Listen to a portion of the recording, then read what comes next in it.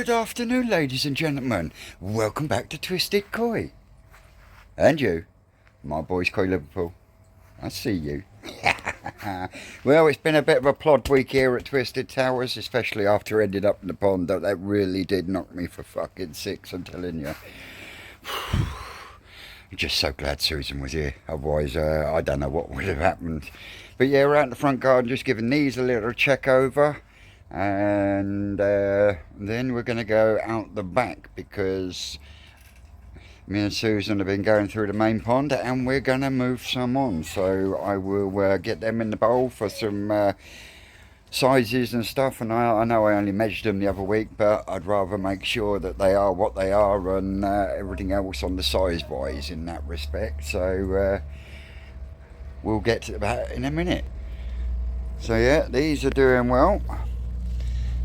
Had a bloody good feed on bloodworm earlier.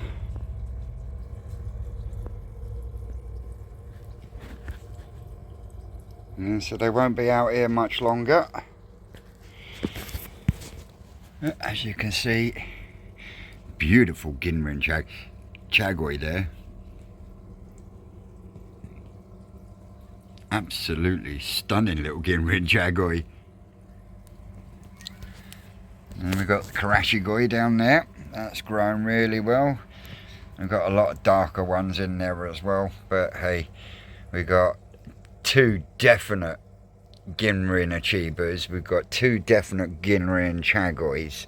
And we've got a definite Ginrin, we've got a definite Karashigoi, sorry. Some nice little Chagois in there. Little one there and a little one there. So yeah, really looking forward to emptying that. And yep, my man Simon from up North Koi Pond is going to be coming down and he's going to help us go through. We had a YouTuber here last year to help us go through the fry last year, so just fitting that we have a YouTuber to go through our own fry. So yeah, it'll probably be a yearly thing. A YouTuber will come down and go through the fry before they end up in their last places ready for the winter. So yeah, pom-pom trees looking really pleased with the way that's looking this year.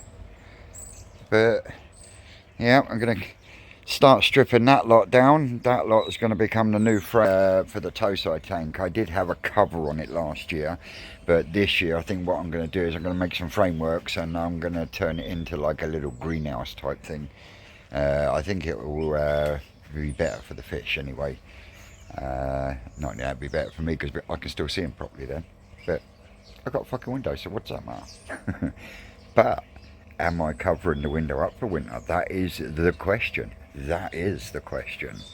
So, on that note, I'm going to put you on pause here and then I'll pick you back up when we get out the back.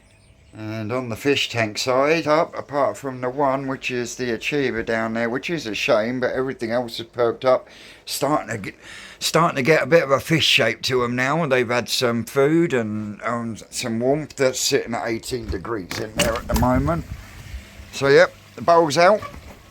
I've gone through these in here. I've got a mixture of metallics, Akamatsubas and Saggies in there. Anyone interested, £2.50 a fish. Get them gone. There is a few in the IBC tank, but they'll be going to my man Jose from Barcelona on Sunday. I think comes to harvesting the front pond, I do think that quite a bit of shit on my phone there. Yeah, I think when it comes to taking all the fry out of the front pond, I think quite a few will end up going into the IBC tank as opposed to the Tosai tank. Was because the other day, before I separated the Tosai tank out, I did a clean and I went out to the bin to find some, to put something in, to find something, you dopey bastard, and I found a couple of fish still alive because I've not long emptied the easy pod on the fucking path, and I'm thinking, no, they can't have got through that grill. Well, it fucking must have done, because there was about 4 or 5 about that size whoosh, straight out the fucking easy pod, gone. See them. They are back in the tank now, and they're doing all right. But yeah, I'm going to have to be very selective on the sizes that I put in there. But that waffleless. Oh, one other thing I did do. You know, as I said, did do, not do. Is I emptied out the easy pod today. Always starting to sound a bit hollow in here, isn't it? Yep, I emptied out the skimmer easy pod of all the mixture of media in favour with some K1 micro. The reason I've decided to do that is,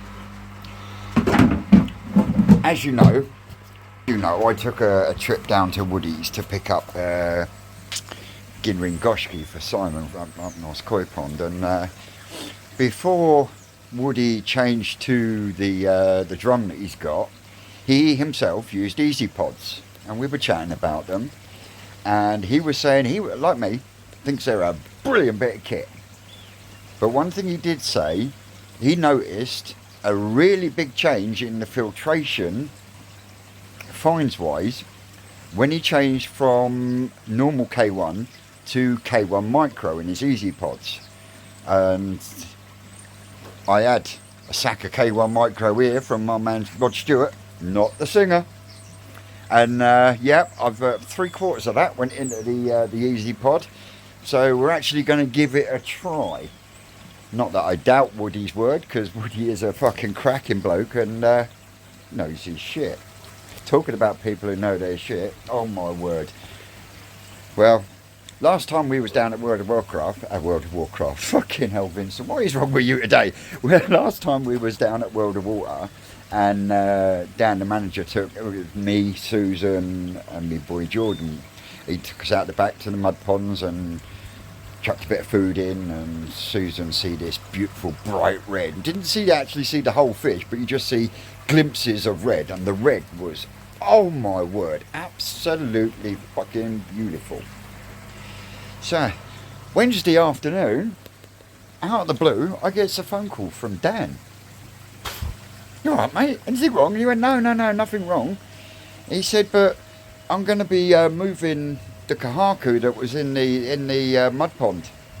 I'm going to be moving them into the shop. So if Susan's still interested in one of them, he said, come down to the shop before 2 o'clock and you can have the pick of the bunch before they go out on sale. So down we went, and as you know, personally, I'm not a lover of kahaku and sankin. I can appreciate a really, really good one. Who can't? I mean, they're absolutely stunning living jewels. But they went into the mud pond at around 20 cm. They came out of the mud pond, and the smallest one I think was about 36 cm, and the biggest one was about 45 cm. And personally, had I had the money, I'd have been out. I would have walked home with about 3 or 4, because they were that good. And the price he's asking for them as well, for what they are. Hiroi kahaku with absolutely beautiful. I know there was a couple of really nice 3-steps in there that, you know. So yeah, go and check him out. Check out World of Water Bracknell, because there was quite a few. Went in the sock net, went straight through into the shop, bang, straight into the sales rack. So unlucky. There's one in there that you won't see, and you won't see that until we go and pick it up. That's going to be a cracking little fish. There. Well, I say little. It's 45 centimetres, I think you find. But yeah, it's beautiful, beautiful benny on it, and the white on it is lovely. So yeah, get across to World of Water Bracknell. If you can't, give them a call and say, look, Vince from Twisted Koi sent me. He said you've got some crack. Not just the kahaku. Oh, mate. I had a YouTube subscriber here the other week, and he actually went to World of Water Bracknell and blamed me for the fact that he bought 3 fish. Well, like I say, if they're good fish, they're good fish, you know, and I'll tell you they're good fish, and if they're shit fish, I'll tell you they're shit fish. And honest to God, the quality out there is out of this world. I mean, ultimately, That's where Betty came from. That's where the Charatsuri came from. That's where the Tancho came from.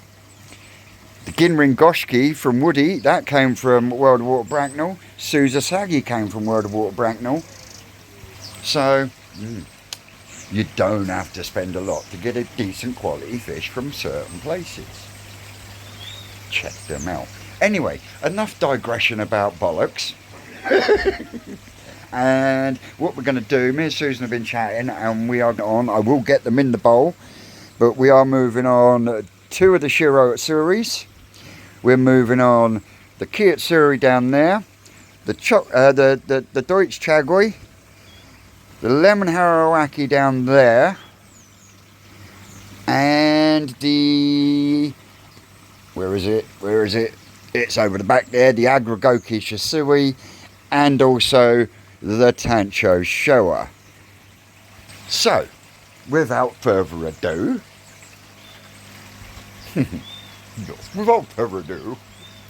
we shall start netting and bowling, and pick you back up in a second, guys.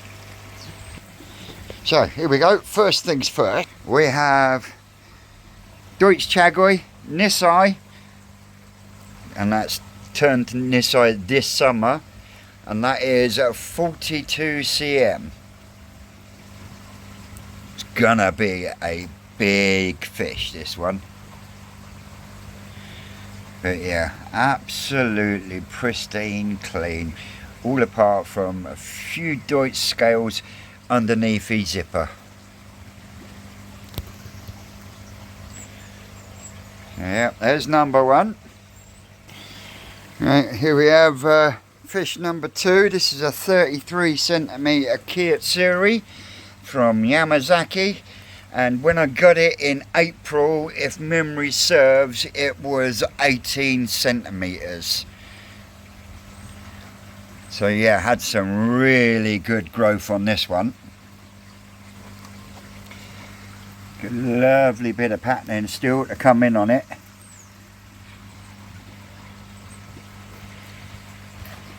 But yeah,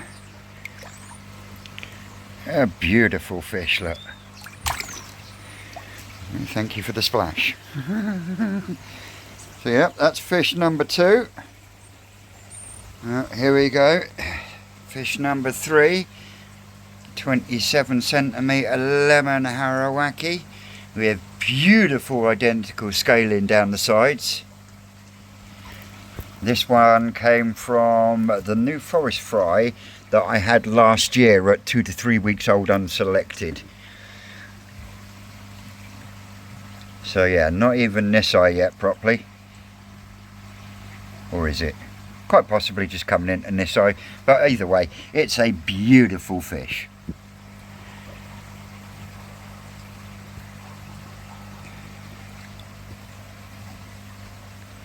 Absolutely cracking. And last but not least, here we have 2 Shirotsuris from Kaneko Koi Farm. And they are 22 and 17 cm.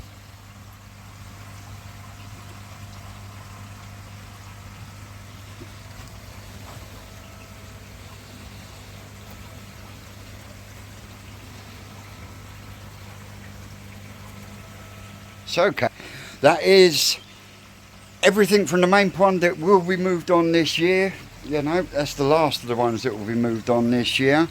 Like I say, if you're interested in some small fish, I've got plenty of metallics, and I've got Akamatsuba, Shirotsuri and stuff in the Tosai tank. The only one that's not for sale in the Tosai tank is old Darth Maul there. He belongs to Simon from up North Koi Pond. But yeah. Oh, I pressed the wrong fucking button. I was supposed to spin you around, not turn you off.